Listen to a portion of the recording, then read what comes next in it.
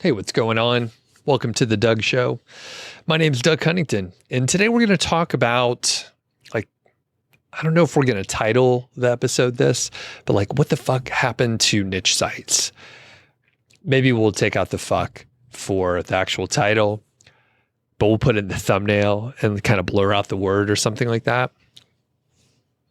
We'll see how it goes. But anyway, I got this email from Shawna Newman. She blogs over at Skip Blast. She's on YouTube, and she's been on this show several times. She's a friend of mine. So I'm under her email list, and she sent out an email, and the headline was $1 Million Site versus HCU, the helpful content update. And I encourage you folks to sign up for her email list. We'll put a link so you can check it out. But if you just go over to skipblast.com, you should be able to sign up pretty easily. Many of the emails are short. This one was pretty interesting. So $1 Million Site versus HCU. And I'll kind of go over a couple of the ideas from the email here. I'm not going to read the whole thing, but basically this episode will be looking at this website that was worth over $1 million, most likely. And we'll look at the details and see if that's an accurate depiction and what happened after HCU. And then this is just going to be a bit of a preview into a video that I might do. Anyone else could do it. This is a great idea, I think. But basically, the idea is to cover the rise and fall of niche sites. And this channel was largely built because of that. My courses, the shit that I talked about, the Niche Site Project blog, all that stuff, I was around niche sites and SEO and that sort of thing. And it's largely evaporated. No one's really interested in that. These niche sites it's not really a thing anymore. They're out there, but it's most people would not advise you to start even trying. And then the other part of it is the people that had the sites, perhaps the people that bought the $1 Million Site, they're this, we lost money. This was a huge mistake. We shouldn't have done this. So anyway, a lot of people were impacted. The thing we're going to look at is a couple of just short bits of interviews that I used to do all the time. I think one of them was at the end of 2015 or something like that. So 9.5 years ago, almost 10 years ago. And I've been doing this for a little while, and there's business cycles, things change, there's external factors, all that stuff. So, it's crazy to think the stuff that I was doing, the stuff that we were doing as a sort of niche site community and digital marketers and that sort of thing, and how great it was, and how people thought they couldn't lose. And then they did lose. I think I remember actually even sitting here. So it hasn't even been that long ago, because I've only lived in this house for 5 years. I remember people a couple of years ago saying, yeah, it's pretty much, it's a framework, it's a blueprint. Yeah, I have no issue borrowing 6 figures to do this. And it gave other people confidence to also do that. And they're over leveraged. The thing is, the market prices in the risk. So it's if you can buy a niche site and potentially earn, basically an unrealistic amount of money based on the amount of risk that you think is there. But again, the market prices it in. So it's bad to do math live, so I'm not even going to try. But essentially, people could purchase a niche site for $100,000. And then conceivably within 2 to 4 years, they would earn enough revenue from the niche site to pay for the $100,000 that they put in. Maybe more if they had the blueprint to grow the site and earn even more money. So what people would do is they would buy a site for $100,000, improve a handful of things, and then they would sell it. And because of the leverage that they had, they would be able to sell it for even more. Now, when you compare that investment to real estate, by the way, none of this is advice. This is just observations and entertainment. Hopefully it's entertaining. But basically, if you buy a piece of real estate, you may be renting it out and you're making like $150 a month or $300 a month or something like that. So if you put in the same $100,000, it would take you a very, very long time to earn your money back. And the thing is, the niche site, the website could go to zero value like that. And they did do that. But with real estate, there's a house, there's a structure there. The actual piece of land is worth something. So overall, the risk is built in. The people that were making money from the transactions and the selling and the people that ran agencies that they were like, hey, you could buy the site from us. And then, by the way, you can get all the agency work, you can get the content. If you need SEO help, we'll sell you all that stuff too. And it's like, I mean, I would bust balls even back then. And I'm like, come on, y'all. I mean, if it was going to work, why the fuck would you even sell it? Just keep the site. It's like the done for you sites. I would bust balls on that from the very beginning. It's on the channel. Those videos are fucking there. I was calling it out a long time ago. Anyway, so here we are 10 years later. People were buying sites for like $1 million. They've gone very low. We have interviews. I just picked two because I don't want to bore you too much, but like people were so into this stuff that I would do interviews and I would do long form interviews, and they would watch the interviews and they would watch them again. So I was like, you know what? I have no issue running my channel into the ground. As you can actually go through and look at the recent number of views, you can see I'm sticking to my guns. And some people are not very interested, but there's a handful of y'all, a few dozen, that continue to watch. And I appreciate it. Leave a comment. It helps the channel and the video get pushed out to other folk. But anyway, I would put together like 5 1-hour-long interviews all together so people could like watch the greatest hits kind of stuff. And actually, when I look at like, I don't know, like the Food Network channel is something I like to watch. They basically just put like live TV on there. It's all this stuff. They're putting I like diners, drive-ins, and dives. And basically they're putting together like longer clips. And now they're like, these maniacs just love Guy Fieri and watching people eat and cook and food and all that. I do. I can watch it all day long, day and night. And basically they're doing like really like long, like multi-hour things. Because what I'll do, I'll cook. I spend a lot of time cooking. I'll put it on the TV. It's just going. I'm like, oh, I've seen that before. Been to that restaurant, like whatever. So anyway, people were so into the niche site success stories that they actually were like watching these long interviews with people that they had already seen, and they would work on this. They would work on their sites and they would have it going on in the background. Multitasking, as they say. It was just kind of distracting them a little bit, inspiring people, I hope. So let's look at this email here and take a quick look. So basically, I'll summarize the stuff that Shawna wrote. Again, shout out to Shawna. She gave me the idea for this. And of course, I'm going to promote her stuff. So she was like, yeah, it's cool. You could do this little video. It's nice.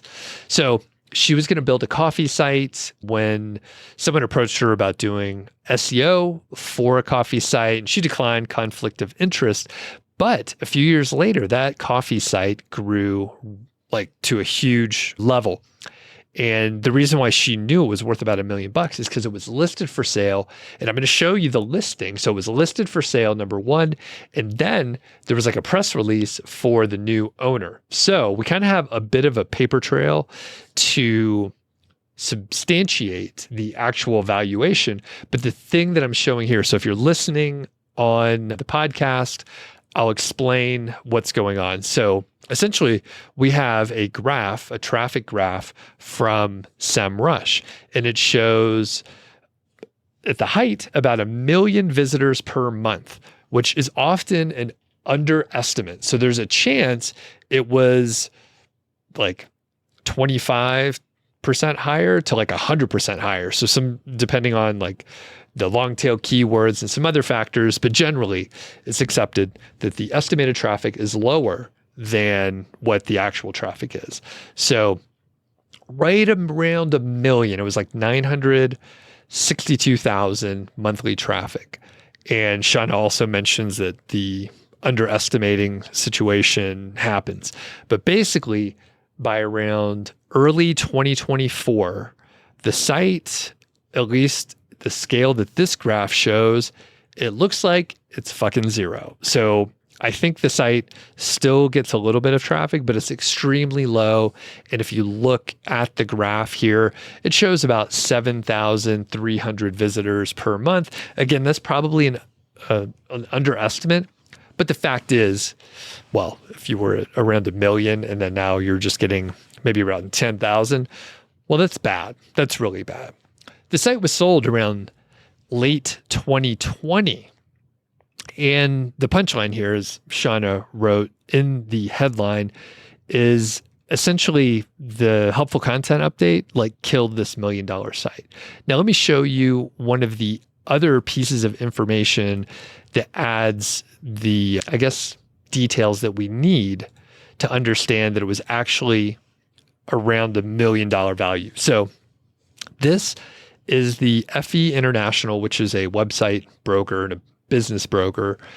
This is the Wayback Machine from around, when is this little snapshot? January 27th, 2021. So this site was sold. So January 27th, 2021. So it was listed at the end of 2020. I'll tell you some of the details. So it's 52,000 gross per month. All right. 52,000 gross per month. The annual revenue, 474,000. The net profit is 317,000. The asking price here was 1.3 million. So 1,317,000. It says it was sold. By the way, it doesn't mean it was sold for that. It's almost, I can almost guarantee that it wasn't sold for that. And that was just the asking price. There's often negotiation that happens. Not often. You always negotiate, right? Always fucking negotiate. So no surprise there. But the thing is, like, there's other factors that would come into play. So sometimes there's an earnout. So maybe they pay half up front and then they pay the rest over the next year or something like that. Or maybe there's some other piece of the business. There's an email list or whatever. So there's other value. There's other negotiating things, and those details don't matter too much. So the description's here if you want to check it out. I'll put a link to the Wayback Machine in the Webarchive. But the punchline is, it was a coffee website. It was making a shitload of money. It was a, in air quotes, a normal-ish like site that we talked about. I know people, I have friends that grew sites this large. They started the same way I did. They just worked harder. They worked harder. They were smarter. There was, probably a little bit of luck. There was a little extra stuff going on. But at the end of the day, like, this stuff was doable.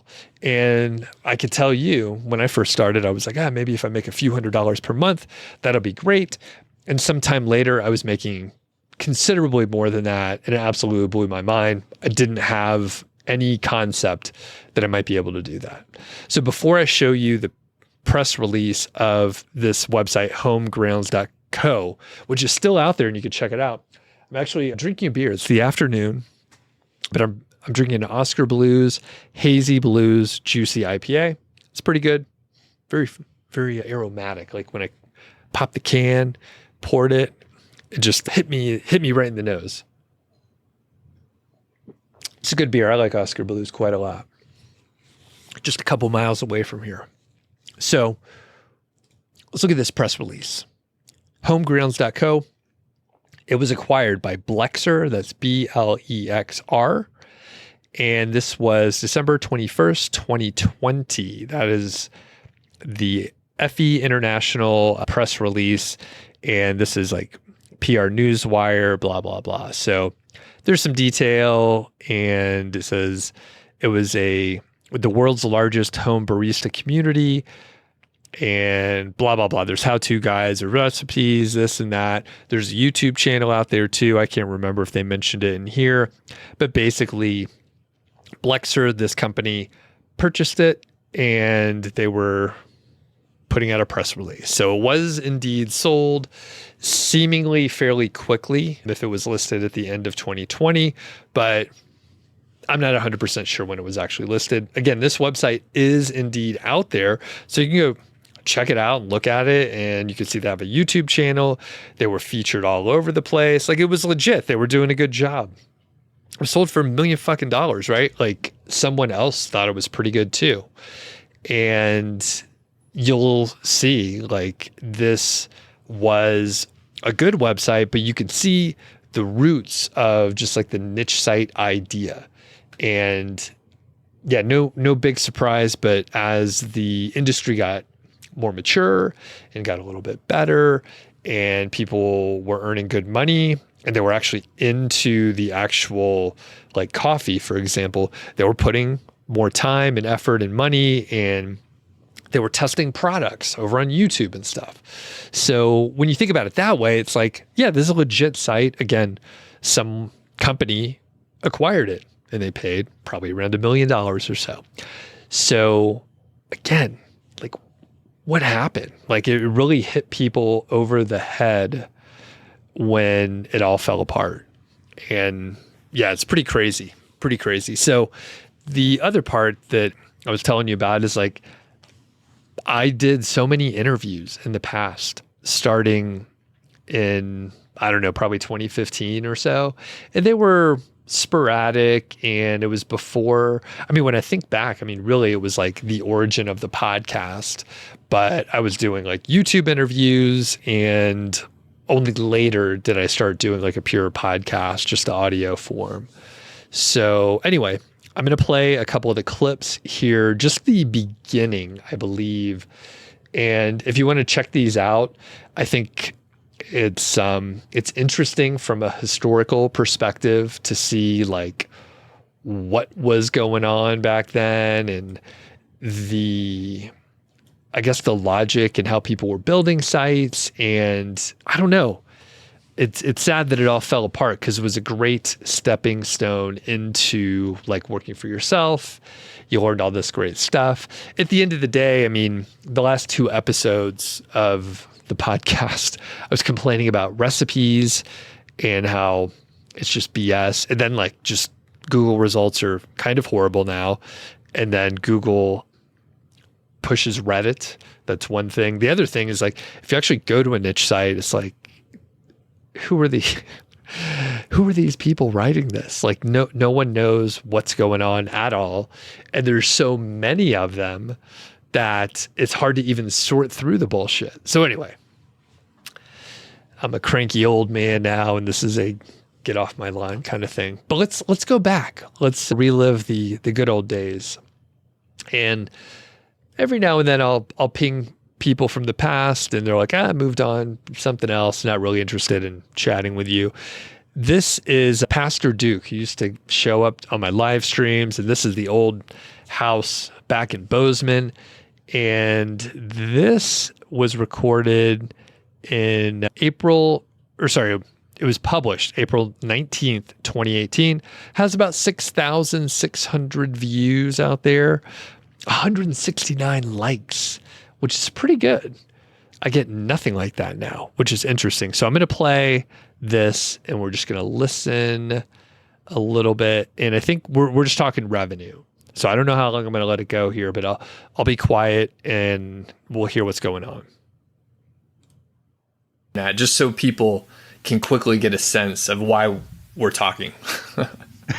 Well, I just came in under $1,000 in March. Cool. Congratulations. Like huge 967. milestone. Yeah. Okay. So maybe this next month coming up. So very good. What's the traffic at, just to give people an idea right now, like the last month? In March, it was right around 200 visitors a day. Gotcha. So okay. 6,000 people for the month. Nice. So that's really, I mean, that's a great amount of revenue for that many visitors, I think. And I cut you off. I'm sorry, Duke. So, That's all right. You're at about close to 1,000, about 200 unique visitors a day. And you were telling us that you were basically trying to find a solution to a problem, and you ended up with, a bunch of sites with maybe not great information. And did you eventually, so we have a conclusion to your story, did you eventually find the right cable? Yes, I found the right converter. It actually was $120 or whatever, and I have a whole article on how you do it now. So you could help others. And that's how I started. And the niche has actually proven to be fairly popular. It'll never be a large site because it is so narrow in focus, but it'll definitely be profitable. Very cool. Very cool. And I'm going to toot my own horn here. So the keyword golden ratio played some role in what you were able to accomplish. Can you just describe maybe like when you heard of the keyword golden ratio and then how you implemented it personally? I had stumbled across Human Proof Designs, Authority Hacker, and Niche Pursuits. And in there somewhere...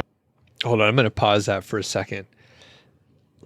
Man, I'm with an ego on me. Fucking toot my own horn there.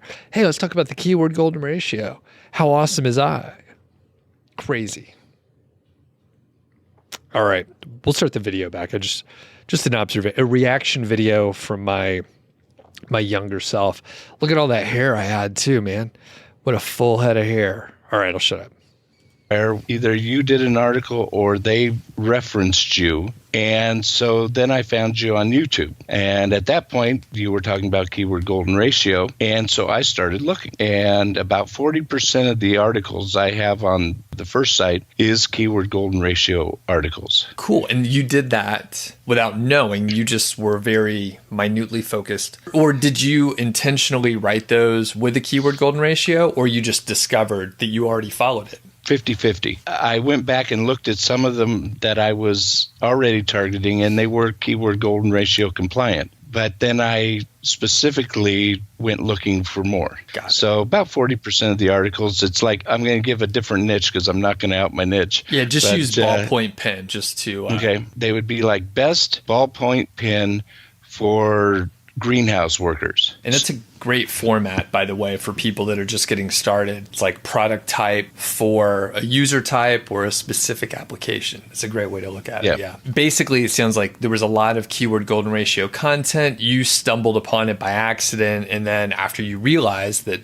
that is actually where your site was getting a lot of traction, you doubled down on it. And now, you're intentional about what you're publishing. Exactly. Right? Got it. I have one article that is the best ballpoint pen for writing essays, say. It showed 10 searches, and I get 100 visitors a month off of that one article. It's so misleading because when we first get started, we believe the tools, right? We think the tools they give exact numbers. So we expect there's a amount of precision and or accuracy. If you're a science nerd, you know the difference. It's really an estimate. There are just estimates. So I hear basically everyone has a story of like, I went after something with 10 or 0 searches. Now it's like the most trafficked page on their site, and it's like really against intuition. So interesting. Now let's go back further, Duke. So what can you tell us a little bit about your day job just to get to know you?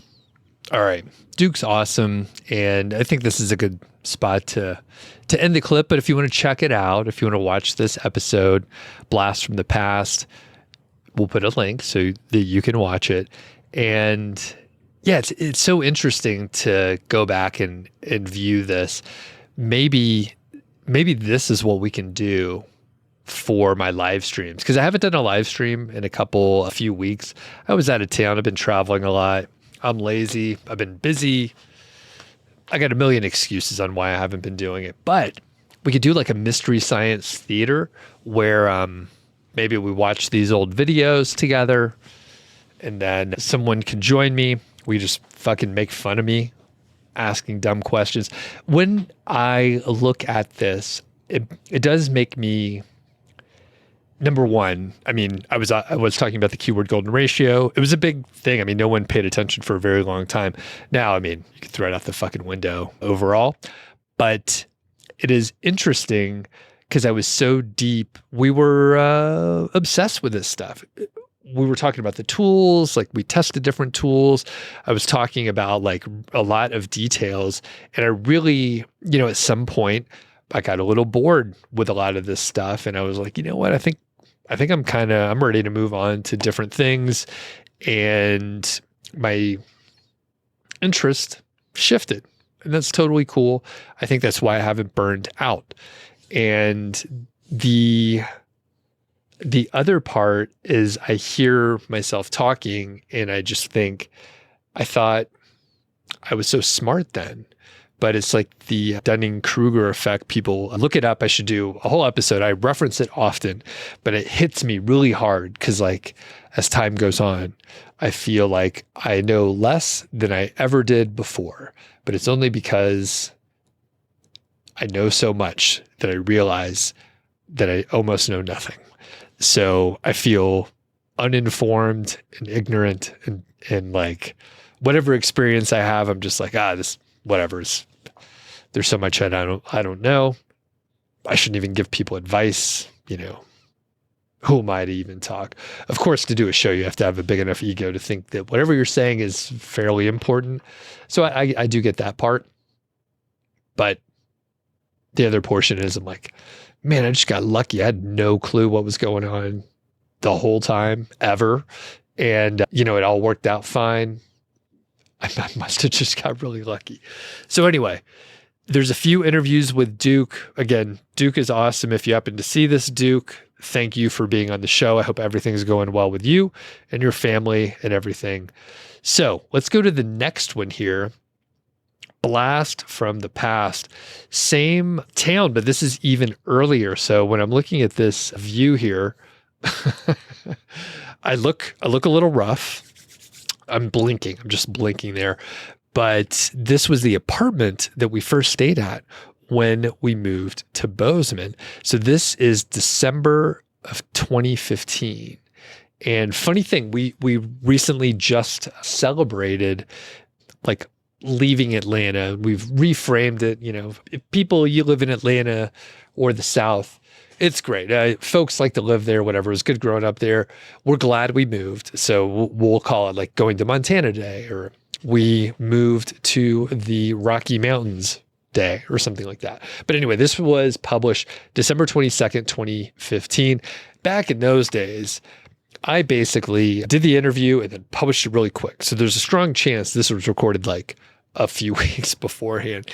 And this got about 3,758 views, 41 likes.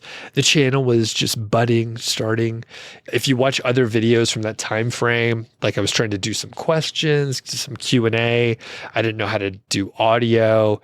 And I mean, it was a mess. We learned how to do stuff, and through experience, you do a better job. Dave was one of my early coaching students. I was chatting with him on like Facebook Messenger maybe a month or two ago. So he's still out there. He's still grinding, still doing stuff. He had some ups and downs and all that kind of stuff. I've done a bunch of interviews with him as well. There's a lot on the channel with Dave. So let's see what's going on with Dave. And this one didn't have chapters. So this will be, we'll let it go. Let's see how I start an interview here. I want to share with you. So it's my friend Dave.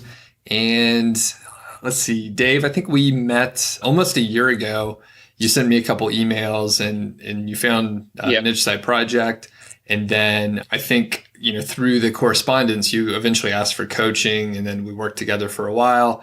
And we haven't talked in a few months. Yep. And then, we're just checking in. Sounded like your site was actually taking off pretty well. So that's how we got together. But, how are you doing today, Dave?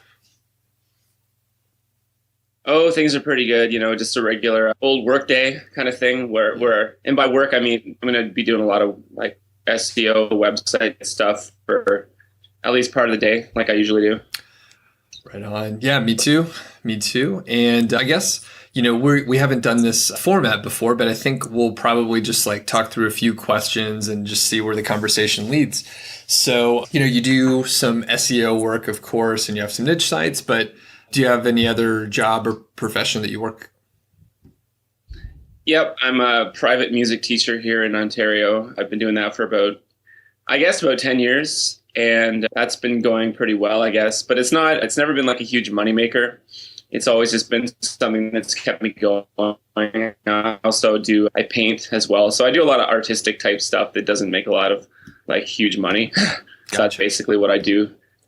I do other jobs too from time to time, but I never really get into them too much. All right, I'll jump in here. Super interesting. Well, Dave's a pure artist out there, right? So that's cool. And basically, this is one of the first interviews I did. I mean, you could tell I'm just like, this is a different format. I don't know what I'm doing, and we're going to give it the best shot that we can. And here we are, 10 fucking years later.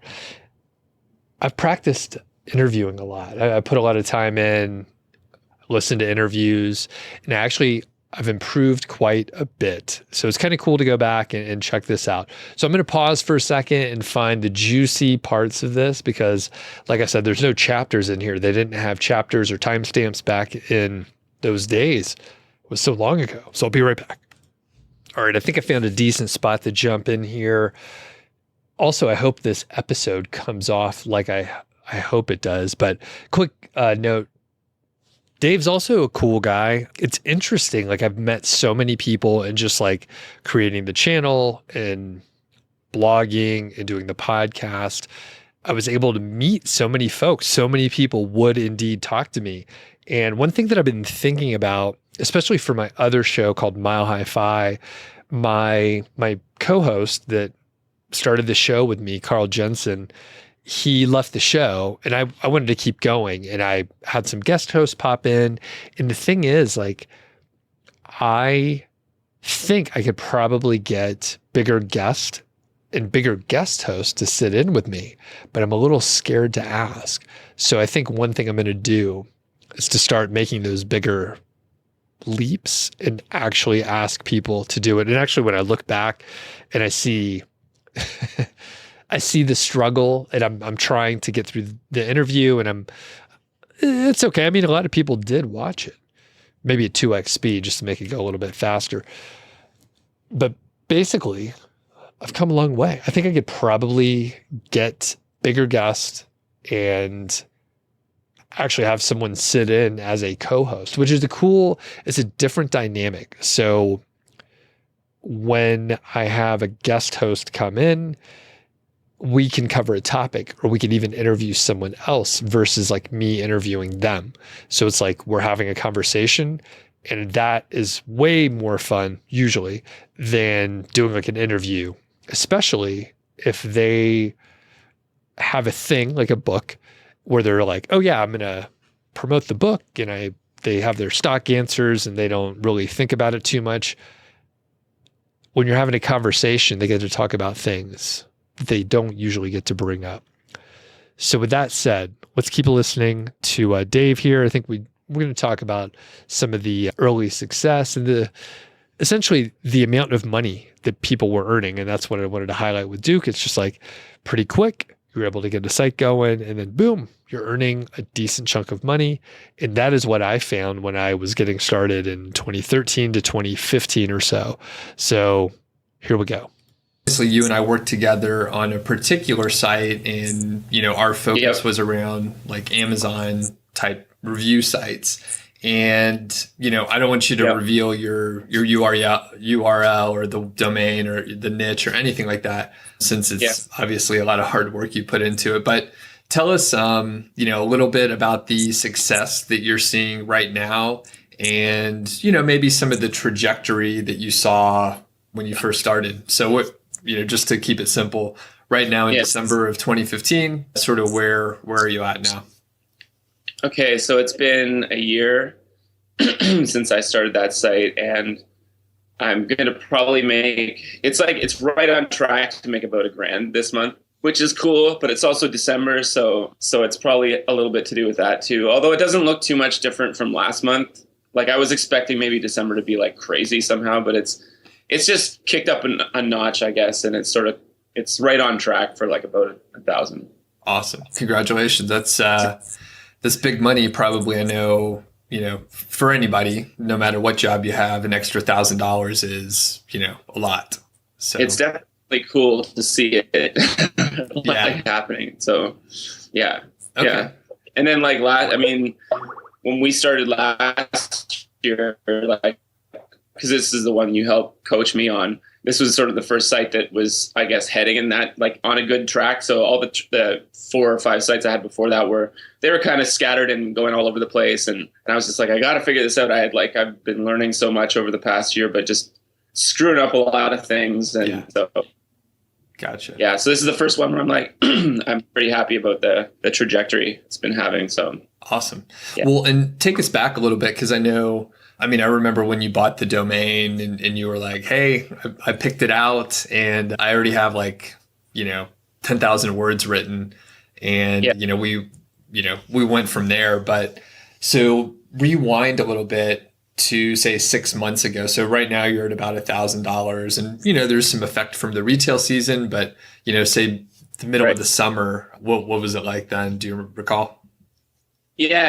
It was, that might've been at the peak of my sort of like anxiety for that site, because it's right at the point where you're not sure, like it's starting to make a little bit of money, but you've been working on it for about 6 months straight. Yeah. And so you're like, what's happening? Is it going to like start making anything? And so it's just starting to pull in a few dollars. I think it was around I might've made like 50 or $100 that month, possibly, maybe just 50 or something. So I was like very trepidatious about it. I'm like, okay, I hope it's starting to work, but it was just, after doing 6 months of work on something and making $50, you're still a bit kind of tense about it, right? Yeah. You're making 1 cent per hour at that point. So, okay, cool. Yeah, and then if we rewind to, January of last year, that was, literally you were laying the groundwork and, the revenue there was zero and you probably invested, a few, maybe $100 or so, maybe a little bit more. I know you did most of the writing yourself, right? Yeah, to start off with, I did. Yeah, it was like, you're right. It was about $100 or a couple $100 just to get it, to do whatever. I forget even like what the money went to exactly. But yeah, I did the initial writing myself, thinking, oh, okay, I'll just, you do like some, whatever you hear, like these like keystone articles where you're like, okay, these are going to be my like key articles. Right. And those articles are still, I don't think they're really keystone articles anymore.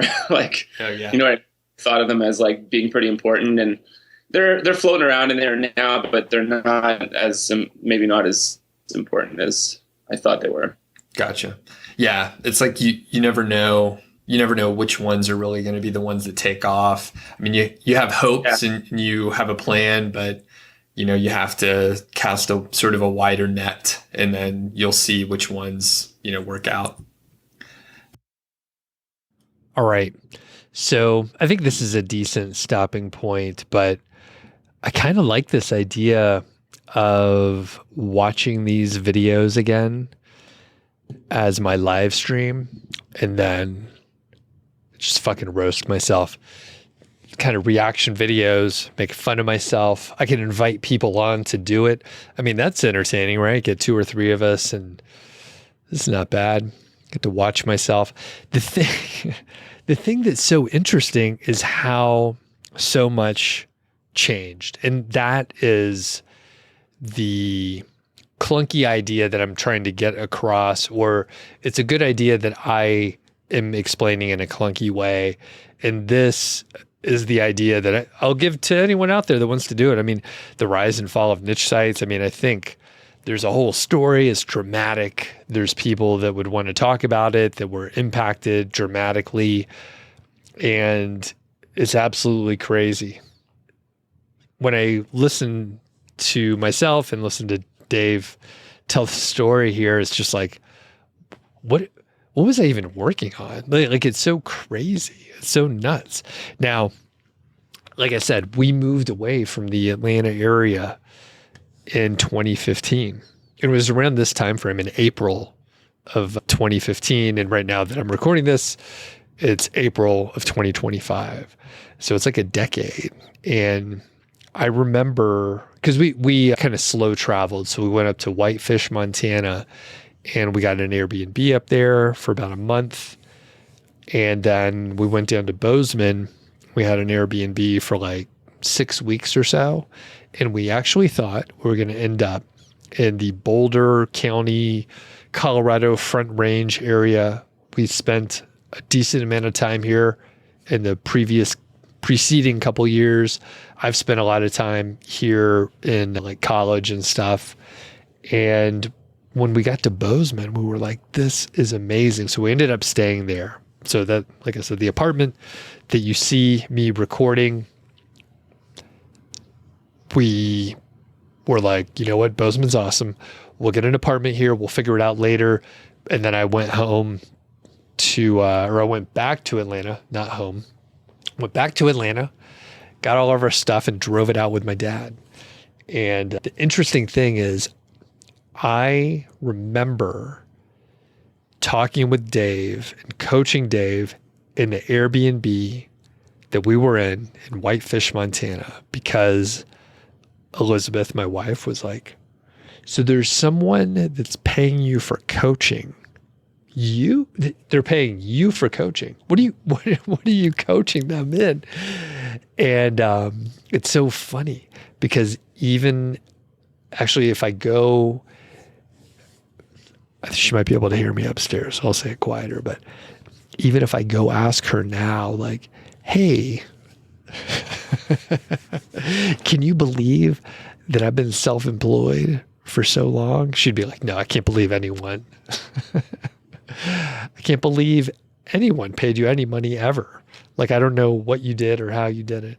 So yeah, Dave was like probably the first or second person that I coached. I actually had some other stuff going on too, but he was one of the first people that I coached. And I was like, I think I have some of this stuff systematized a little bit, and my project management background helps me place a framework around it, and I can help other people. But even if I say that, as I say that right now, I'm like, it doesn't even make sense to me. Like I said, Dunning-Kruger effect. The more you know, the more knowledge you gain. You're like, I'm not really sure. I don't know. So, couple things for you to take note on. Number one, if you think the live stream idea, it's worth testing. I think it would get old, me making fun of myself. Maybe not. Maybe that's pretty funny if you just watch old stuff and you're like, you know what? You're a fucking idiot. And you can admit it because it's your past self. If you're interested in that, I think it could be a little bit funny. I can invite funny people to do it and make fun of me. I got thick skin, that's the thing. If you're on the internet, if you have a YouTube channel, you have to have thick skin, because basically you're putting yourself out there to be made fun of. And if you make fun of yourself, if you get ahead of other people, then you're pretty much all right.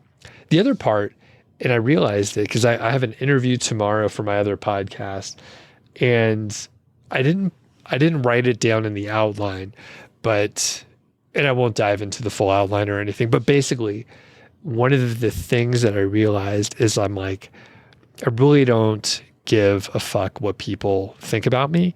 And that is a skill that I was okay at previously, but it hurts when people judge you. But then as I put myself out there and I publish YouTube videos, and I basically just put yourself out there to be criticized, and like you make mistakes and you say words wrong, and you're a fucking idiot sometimes, you just grow thick skin, and it's totally fine. So at some point I was just like, oh yeah, like I don't care. And the one little piece of information, so I used to have a corporate job, and a lot of my old colleagues, well, they still have a corporate job, and I think they would look at me now and be like, what do you even do? Like, do you have like no responsibility? Like, don't you have ambition? And the answer is no, very little at this point. But I unfortunately judge them in the opposite way, where I'm just like, you're so busy. You have no time to do anything. And you're feeling like you're important because you're doing all this corporate stuff and they're kind of wasting your time. And I'm going to get a little philosophical, but it's just like, that's your life that you're giving to them. And there's so much other stuff that you could do. And I'm not here to tell people how to live. I mean, we're just talking about niche sites and everything. But the point is, I don't mind if they look at me and they're like, dude, like, what are you even doing? I'm like, oh, it's great. I have plenty of time. I walk the dog a lot. I spend a lot of time trying to be outside, and I can wear shorts all the time. And, we'll finish up with a quick, hopefully fun story. So this has been a couple years ago. I went down to Boulder. I think I went to have a beer and maybe walk into a bookstore. And if people know, it's the one on Pearl Street. I think it's like Boulder Bookstore or something. Pearl and right on the brick right there. So I think I bought a book or something and just kind of walked through. And then there's now a brewery that's closed. And I think I had a beer. It was like Taste of Belgium or something like that. So basically, I was walking by, and it was around lunchtime, and there were some people having lunch, and they looked pretty important, because they had suits on. So they had a suit on, they had a tie, they had dress shoes, slacks, the whole thing, right? They looked like professionals. And I was basically wearing shorts and a t-shirt, flip-flops, something you could see me in all the time over the summer. And basically I was like, oh, I feel bad for those guys. They have a job where they have to dress up. They have to do dry cleaning. They have to wear a tie. They have to wear a shirt with a collar with buttons that's not flannel. And it was pretty clear. I was just like, oh yeah, those guys, I feel bad for them. And they look at me and they're probably like, that dude has no job. True. Self-employed. Technically, you could say I probably don't have a job now. And yeah, it's interesting. So I don't mind if they were like, oh, dude, what are you even doing? I'm like, I don't know. I'm just having a beer at lunch and going to go grab a book over here. And it's a beautiful day. You can see the Flatirons. What a great day. The skies are blue. There's birds singing. They always have flowers out there in the spring. So I think that's it for today. I have some dinner I need to cook. I have the rest of this beer that I need to drink. Thank you for listening. Shoot me an email, feedback@Doug.show, and let me know what you think about the live stream idea. Leave a comment if you're watching on YouTube. It helps the algorithm. And the other thing is, if you want to take a look at the back archive of like six I can get it out. Callie, VA, my virtual assistant that has been working with me for many years, leave that mistake in. It proves that I drank the beer earlier. But the point is, check out the old archive. It's very interesting to go back. And I left all the videos in. So you can go back to the very first video when I first created the YouTube channel. And then you could actually see, like, I was trying to publish stuff. I was trying to do better. It's a little bit of a train wreck. And the more I put reps in and got better at it, I mean, it did pay off. Tip, don't drink while you're recording. But we'll catch you on the next episode. Thank you for listening. And don't forget to let me know what you think of the idea.